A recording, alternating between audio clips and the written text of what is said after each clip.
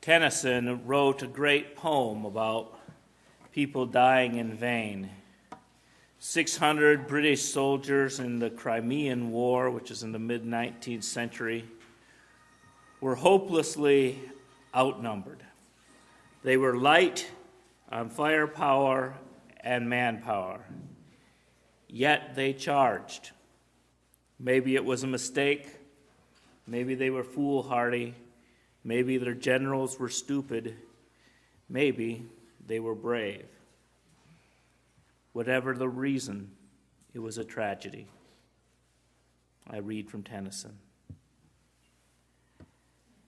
Half a league, half a league, half a league onward, all in the valley of death rode the 600.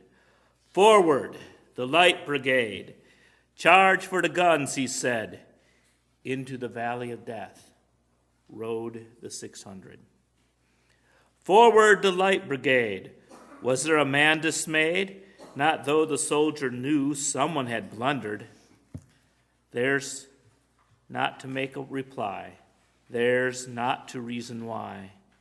Theirs but to do and die. Into the valley of death rode the 600. Cannon to the right of them, cannon to the left of them, cannon in front of them, volleyed and thundered, stormed at and shot and shell. Boldly they rode and well into the jaws of death, into the mouth of hell. Rode the 600. Flashed all their sabers bare, flashed as they turned in air, sabering the gunners there, charging an army while all the world wondered. Plunged into battery smoke, right through the line they broke. Cossack and Russian reeled from the saber stroke, shattered and sundered. Then they rode back, but not the 600. Cannon to the right of them, cannon to the left of them, cannon behind them, volleyed and thundered, stormed at with shot and shell, while horse and hero fell. They that had fought so well came through the jaws of death and back from the mouth of hell. All that was left of them, left of the 600. When can their glory fade? Oh, the wild charge they made. All the world wondered. Honor the charge they made. Honor the light brigade. Noble 600.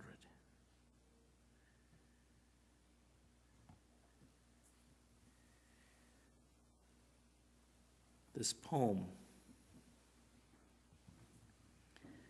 for me, carries that big question. What is dying in vain?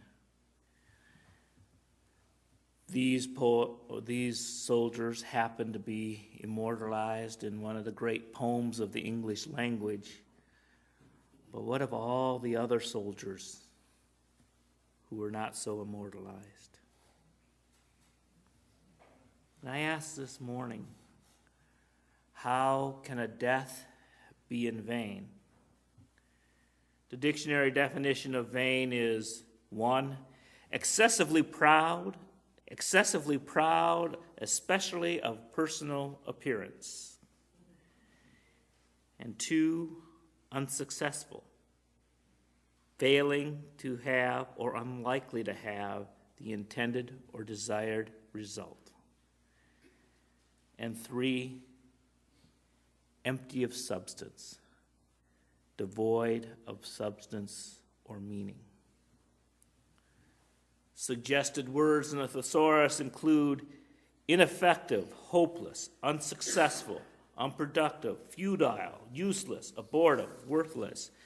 And on the other definition of vanity, conceited, hopeless, narcissistic, arrogant, self-important. It's interesting that this word vain has so many shades of meaning. Excessively proud and futile seem to be opposite ends of the military spectrum. The vainglory of excessive pomp and circumstances of military parades. People in dress uniforms and flags waving If one is marching in a military parade, it is one's duty to be excessively proud, especially of personal appearance. Your sergeant will get after you if you are not. You want each soldier to be standing straight, neatly in rows, marching in sync, neatly dressed, shoes and medals shining. This vanity seems so far away from the vanity of the battlefield, where ordinary people are camouflaged, trying to hide from the enemy, lying in mud or dust, drawing little attention to themselves, fighting for their comrades. It doesn't matter what your comrade looks like, race, gender, size, religion, all personal characteristics are submerged for the good of the unit, being selfless for a larger cause.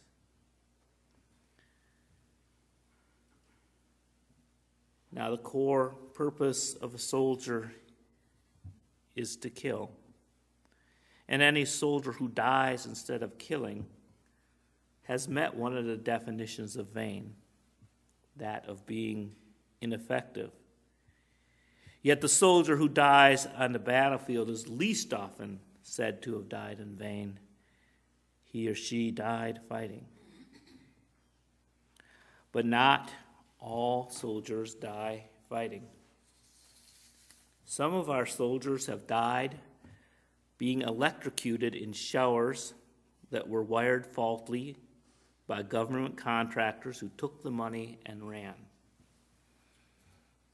That seems like a waste. The synonym abortive fits here. These soldiers died before they had a chance to fight. But to call their death vain seems to be blaming the victim rather than the perpetrator. It is a wrongful death, but it's not a death in vain. And war brings out the death of arrogance. It's arrogant to believe that we can bring democracy at the point of a gun. It's arrogant to believe that we have the right to impose our will upon another nation. Arrogant is one definition of vain. But those who die serving an arrogant cause should not be said to die in vain, because it is not the common foot soldier who comes up with the reasons for war. They give their word to fight on behalf of a nation and are honor-bound to do so. They fulfill that honor even if the nation strays from its ideals. And pity the troop who recognizes that the cause they are called to fight for are unjust. If they flee the battle line, refusing to follow order, other soldiers are justified in shooting the deserter. Such is the nature of war. The situation is hopeless, and hopeless is another synonym for vain. The shooter may be shooting for an unjust cause. The shot may die without his ideals expressed. They are at cross purposes, but neither die without purpose. Neither will die in vain. Then there are the soldiers who survive. Only inches separated them and their comrades. The bullet did not care who it killed. Its purpose would have been served a few inches to the left or a few inches to the right. The post-traumatic survivor guilt is for some a fate worse than death. The old soldier who dies safely in his bed, years and miles away from the war, are no longer productive fighting machines, but we cannot say that they died in vain. Though their death was not in war, they carried the deaths of their comrades all the days they survived. And then there are civilians, like me and Rush Limbaugh. Neither of us have taken up arms or sacrificed for war.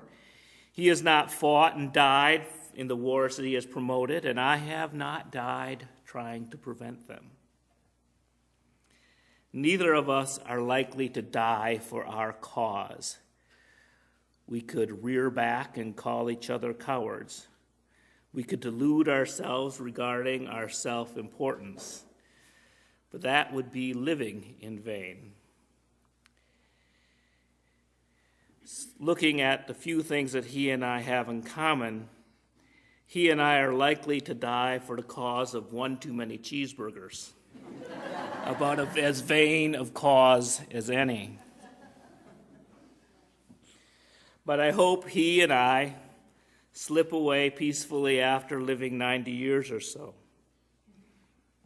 I wish all humanity could avoid a violent death.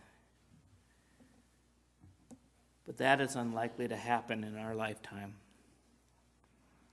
So it is incumbent for all of us to remember those who have died for war and peace. We recognize the horror of war, but do not condemn those who died in its grip. For war is a human social disease that has affected all of us differently. Like the diseases of addiction, obesity, greed, and all sorts of neuroses that grip humanity, war grips us and does not let us go. It is an act of faith to declare that no one dies in vain. Our reading earlier says, "We have died. It's up to you to give our death meaning." So I refuse to believe that people die in vain. I can never know all the depths of struggles that people go through. It's not my duty to judge. It is my duty to recognize that each life is precious. That which might seem a waste to me may be most dear to someone else. The 600 of the Light Brigade teach some of bravery and teach others of the foolishness of war. Each of us who lives must take what lessons we can from the dead. This is a weekend of patriotic speeches, and mine will soon be concluded. But more important than words, we should listen to the silence of those who are no longer with us. I leave you these words by Herman Melville about the Civil War battlefield of Shiloh.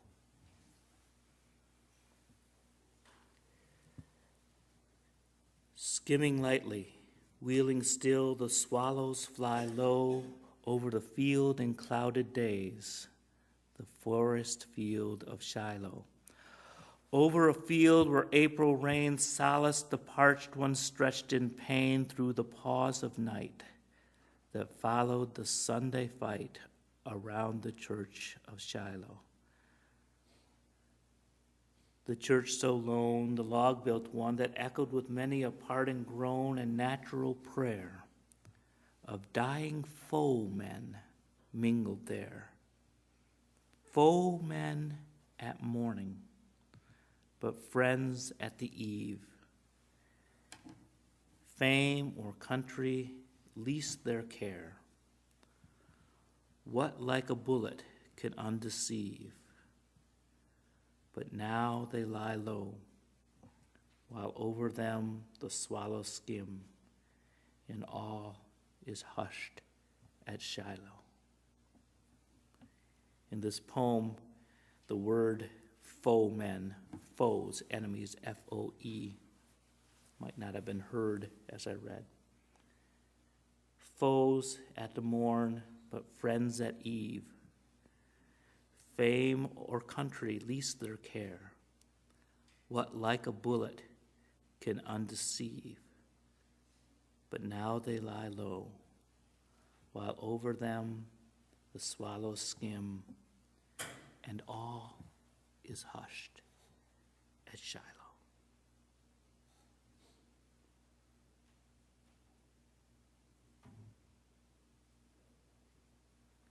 May we bless and be blessed.